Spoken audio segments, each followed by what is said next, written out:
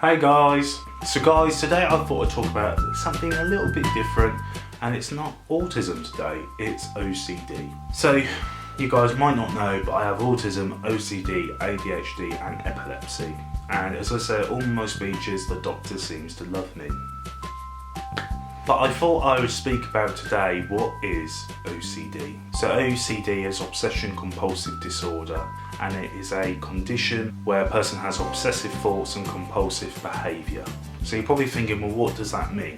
I hear a lot of people say, oh, you know, I've got a bit of OCD in this, or I've got a bit of OCD in that.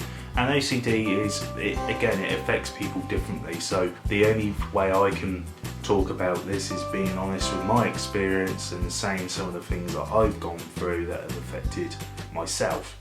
OCD can be, for instance, organisation. It has to be that way just because it has to be that way. And people also experience it has to be that way, otherwise something bad will happen. And that was very much my case. So I remember being at school, I was sat on this cut down tree and it had like a mushroom on the side of it, and somebody said, oh, you want to wash your hands, it might be poisonous. So anytime I ate something, anytime I did anything, I was really scared of being poisoned. So to the point where family members would have to take a bite out of my food before I had it, because I was petrified of the thought of being poisoned and anything. That then slowly moved on to germs, so I had to wash my hands because I was obsessed with getting germs, and my hands got red raw to the point where I was having to put cream on them because my hands were just getting dry from where I was washing them too much. Then I had another obsession where it was my weight, so I was obsessed with being, I never wanted to be overweight, never wanted to be big, so I basically would starve myself and wouldn't really eat because I just didn't want to be big and didn't want to be fat. That's clearly changed. And then I was obsessed with bad luck. So what I mean by that, and this is where my OCD started change. You know, OCD and autism are very difficult. Autism is very thought out. It's very thought out process of why something's got to be the way it is. It's very methodical. It's very logical. As OCD can be very unlogical. It doesn't really make a lot of sense. You know, for instance, when I was having bad luck, I would have to wash my hands, you know, a certain way. I would have to look across the road 100 times and all this stuff, and it wasn't because I was scared of a car coming, or it wasn't scared because of the germs again. It was because I was petrified if I didn't, something bad would happen. And the main thing of that bad thing happening was a family member dying.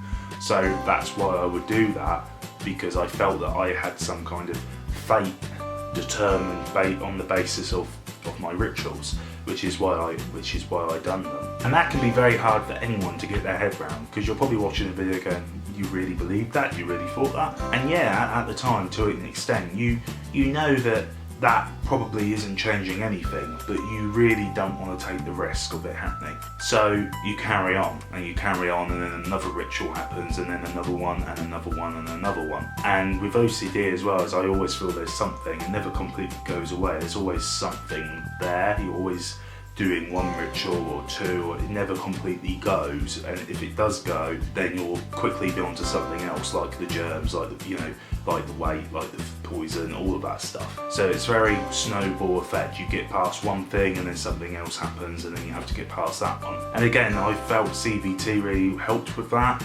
So if anyone is going through that or having these thoughts, you know, again, it's important to be honest. Tell your parents, tell your teachers, tell anyone, you know, that you feel is going to support you.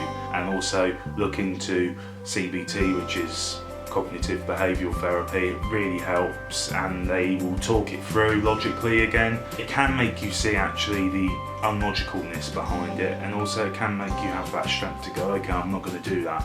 And friends and family are really key, you know, they're really supportive. I had friends and family at the time. My OCD was really terrible. The friends and family got me through it, and ultimately I ended up having to go on medication near the end because it got that bad. And I would always say medication is probably a last resort for anything for me. You know, I don't recommend medicine straight away. I suggest the therapy over that any day, and obviously if it gets too bad, I don't really want to advocate medicine, but if it gets to the point where it's ruining your life, you know, it might be an avenue that you want to think about going down. I thought I'd talk about OCD because it gets thrown out quite a bit. You know, people will go, oh, he's got a bit of OCD, or oh, I'm very OCD in that. And that might be true. You know, you might be showing OCD symptoms, but you might not have the whole condition. And if you do think you've got the whole condition on the basis of what I've explained, like it has to be that way just because it has to be, and it would bother you so much to the point where you'd have to go back and maybe do it 5 times over for it to be that way, then, you know,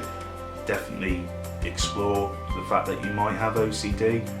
If you're doing things because you think that something bad will happen if you don't do it, again, I would definitely explore the fact that you might have OCD.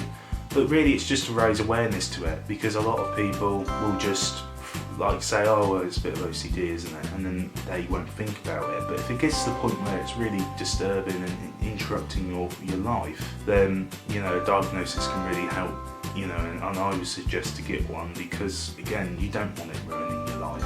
And again, I feel it's important that we raise awareness to it and we speak about it, and hopefully the experiences that I've spoke about today, somebody can relate to, or somebody can think, oh, you know, my child does that, or I do that, and hopefully it can make you feel that you're not alone, because many other people have a lot worse stories than that. There's loads of people that go through it as well. So don't feel alone, don't feel that you can't speak about it, don't feel embarrassed, because a lot of people don't speak about it because they feel that it's unlogical and it sounds stupid, and in reality it isn't, you know, because a lot of people go through it, and you just have to be honest and sweet to people about it. I think the first time I spoke to my mum about it, she probably thought, oh my god, you know, is this right, is this not? But that is part of the condition, you know, that's part of the OCD, and I don't think you should ever feel not normal or you know, that you can't be honest with people. So hopefully this video has helped, guys. Thank you for watching as well, it means a lot to me. Tell me if the video helped at all in the comments, and guys, thank you for watching. Take care and goodbye for now.